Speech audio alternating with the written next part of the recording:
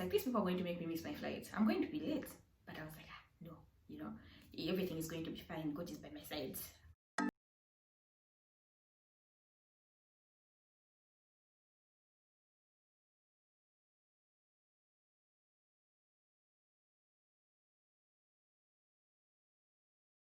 Hey guys, welcome back to my YouTube channel, or welcome to my YouTube channel if you're coming here for the first time. Hi, my name is Leah, and for today's video, as you guys have seen, I am going to be doing a story time of when I missed my flight to Zambia. So this happened last year summer, which was normally the summer starts like end of May into June or something, but like our school academic year was like a little bit disturbed because of political drama issues and the like. Instead of closing like normally June, we closed like in August.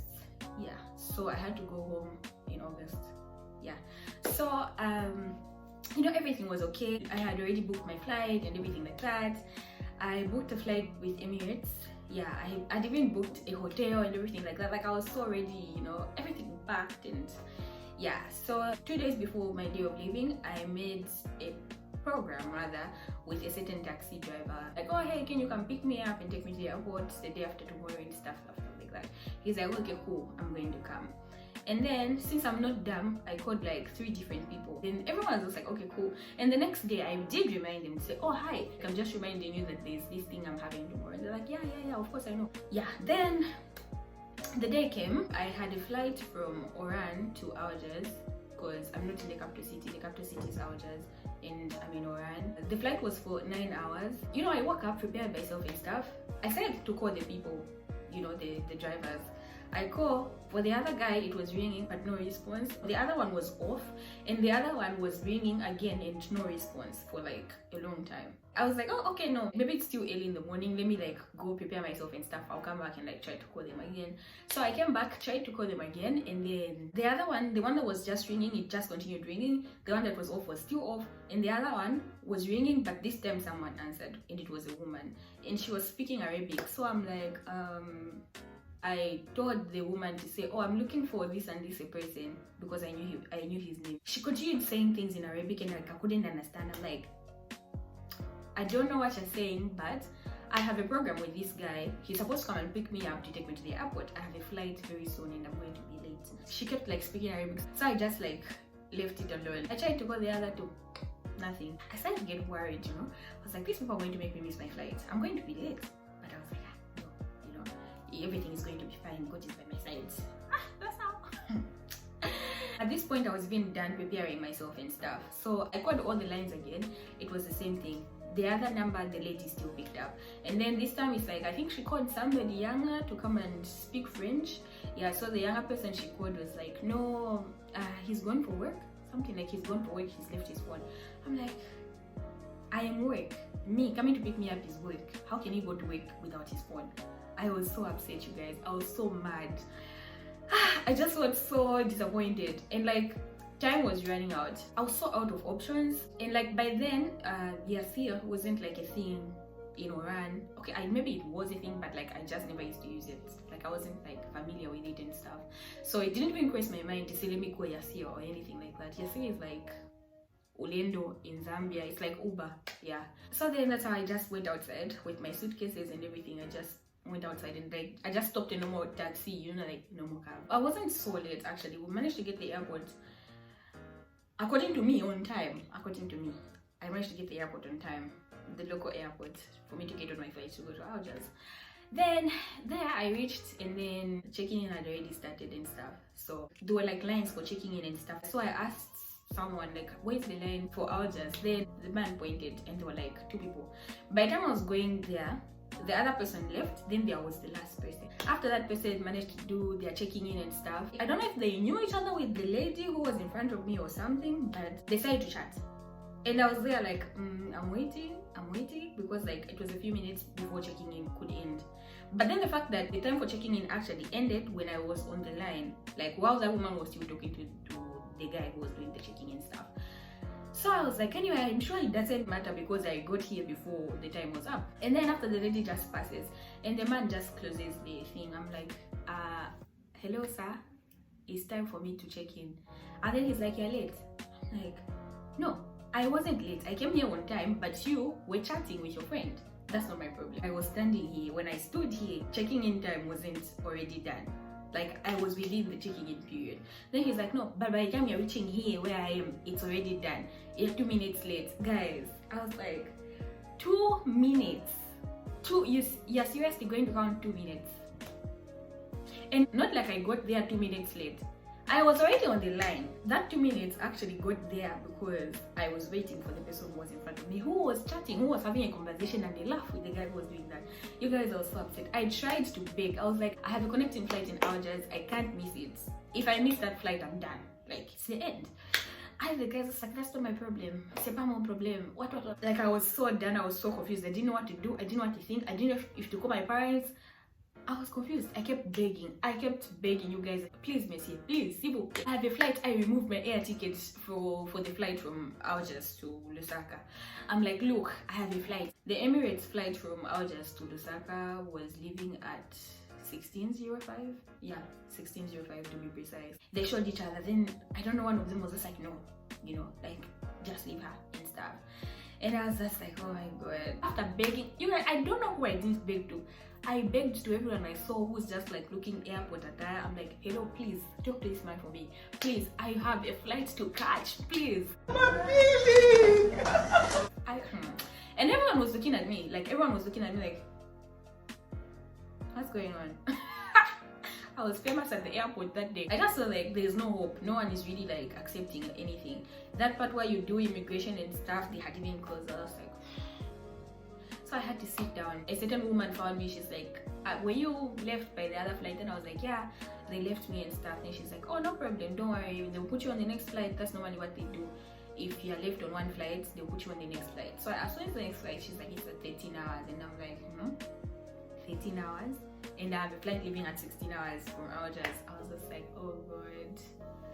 But then, because the flight from Oran to Algiers is like an hour, so I'm like, okay, if we do start off at 13 exactly, meaning we'll get to Algiers at 14 exactly, meaning I would still make it, you know. So then it was even time for me now to check in and stuff. I took my bags, checked in. I actually had excess luggage, but the guy, it was the same guy at the beginning. He just looked at me and then he's like, don't pay for extra luggage. Okay. In my heart, I was like, you know you're guilty. Like, you're only telling me not to pay for my luggage because you know you're guilty for a fact. You know, like, that guy should have just let me check in that time. If he just let me check in, ask me, what time did that same flight for 13 hours start off? Hey! Algeria. That flight, which was supposed to start off at 13 hours, I started off, I think, like around 14. 14? You know you can be prosecuted for that! It was not even delayed by minutes, delayed by an hour or so. You guys, I was done. Like, I was done. I was just like, oh my god, I've missed my flight. I've missed my flight. You know, I think I'm telling myself that I've missed my flight, but like deep down, I don't want to believe it, you know? I was just there like, God, you can't do this to me. God, please. God. Father, have mercy on me! You guys, that 1 hour from Oran to Algiers felt like 5 hours or what, I don't know. We got to the airport in Algiers. It was like 15 something. Yeah. By the time we were getting off the plane and stuff, I went now to collect my baggage claim. Let it take long. You guys, it took long.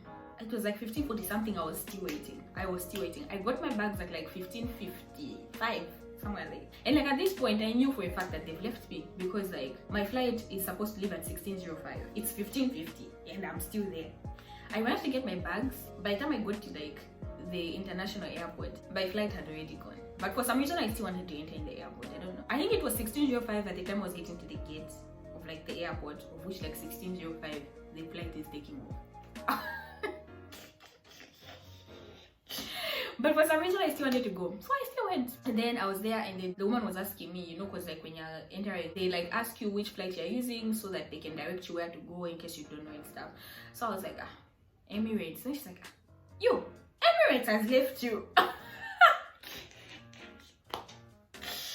Oh god, that was so annoying. And then I was like I don't know, woman, just leave me alone. I have my own problems right now. I was like, I know. That's why I continued there. Haish now kept asking me, where were you? What delayed you? You've missed your flight. I'm like, Don't provoke me to anger. I know I've missed my flights. Do you have to remind me that I've missed it? So I went there. You guys, I was so confused. Like, I don't even know why I still continued going there. So I went to the Emirates office on door. On my way there were these men who do black market exchange money stuff at the airport. I don't know if they're illegal or what, but they look illegal to me. Always a busy talking me, Sean, man. I was like, like, you guys, nothing was interesting to me that day. I was so upset and I was so confused. Then I talked to them. They were like, oh, if you missed your flight, you can't do anything about it. You have to wait, I don't know if it's 6 or 8 hours after you missed your flight for you to make any changes and stuff. And now I'm in a whole different city, but good part, I have a friend who stays there. So I just called my friend and I was like, oh, I'm stranded, my flight has left me. Yeah. Yes, I even got on a taxi. I even went to the city. You guys, I was so depressed. I was depressed because if you know me, I am a very careful person. Like, I like to be organized about everything that I'm doing. I like to be extremely careful about everything. So to me, I never saw myself as like one person who would ever get left by a flight. Like, what was I doing, you know?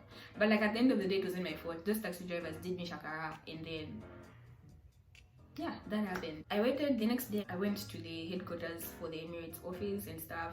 I tried to get my flights changed and I couldn't. They were like, we can't change your flight from here because you didn't buy an air ticket here. You have to go back to the agency where you bought. And the agency where I bought my air ticket was in Oran and I was in Algiers, and I'm like, God, you're playing. You know, something you tell me to say, okay, maybe God has just said you're not going home. Like, maybe God has refused that you're not going home. But me in my head, I was like, I know you're good, but I'm going home whether you like it or not. Like, you guys, I didn't care what it took, but I just knew that I'm going to go home. Like, I don't know what is going to have to take, but me, all I know is that I'm going home at the end of the day. I contacted a good friend of mine at the time, so like I asked him, because he was there with me when I was buying my air ticket and stuff. So I asked him if he could like go to the agency and like get my air ticket changed and all that stuff. Yeah, so he really helped me. I needed to like top up some more money because I had to change like a whole flight from like Emirates to Qatar, because Qatar is cheaper. He did that for me and I was like really grateful, guys, because if I didn't have him at that point, I wouldn't have gone home. I would have just stayed. But out of embarrassment, I think I would have just stayed in Algiers with my friend, you know, and then just come back to Oran after the period I was supposed to stay at home finishes, so that people think, oh, she's back from home, but she was actually just in Algiers. Yeah, so my flight was, I think, the next day or something. Yeah, I didn't manage to go home. So yeah, that's basically what happened to me. That's how I missed my flight. It wasn't my fault. It wasn't me procrastinating or doing anything like that. It's just people. First of all, my drivers, my taxi drivers, and then that guy at the local airport. And you guys, from that time I'm never using Air Algerie again. No. Like, if I'm going to Algiers from here, I'm going to use the city or another airline, but Air Algerie, after what those guys did to me, I can't. So that's pretty much it. That's the story of how I missed my flight. Please, I just want to advise you that when you're going home, please take precaution. If you have to call 90 drivers, call them. For me, it was a learning experience, really sad experience, but at the end of the day, we move. So yeah, that's pretty much it. I hope you guys enjoyed. So I forgot to do this when I was recording, but I needed to give a shout out to 2 people, so I'm going to do that right now. My first shout out goes to Leah Njovu. She asked for a shout out on Instagram and she's always commenting on my stuff, so shout out to Lydia. And the other shout out goes to Mulenga. I don't know her last name, but her Instagram handle is xxxx. She inboxed me a really sweet message about my videos, about my YouTube, so that was really nice. So a shout out to Mulenga as well. So if you want to get a shout out, do something that's going to be eye-catchy to me and you're definitely going to get a shout out. Don't forget to give the video a thumbs up if you liked it. Don't forget to share it with a friend. Leave a comment in the comment section of whatever part was your favorite of the video, what made you laugh, what you could relate to. Just leave a comment of anything, because I really love to reply to your comments and just to see your comments. So yeah, thank you so much for watching. Don't forget to subscribe if you're not a subscriber yet, and if you're a new subscriber, I am so happy that you are subscribed and welcome to the family. Thank you so much for subscribing. So yeah, I'm going to be seeing you guys on my next video. Bye.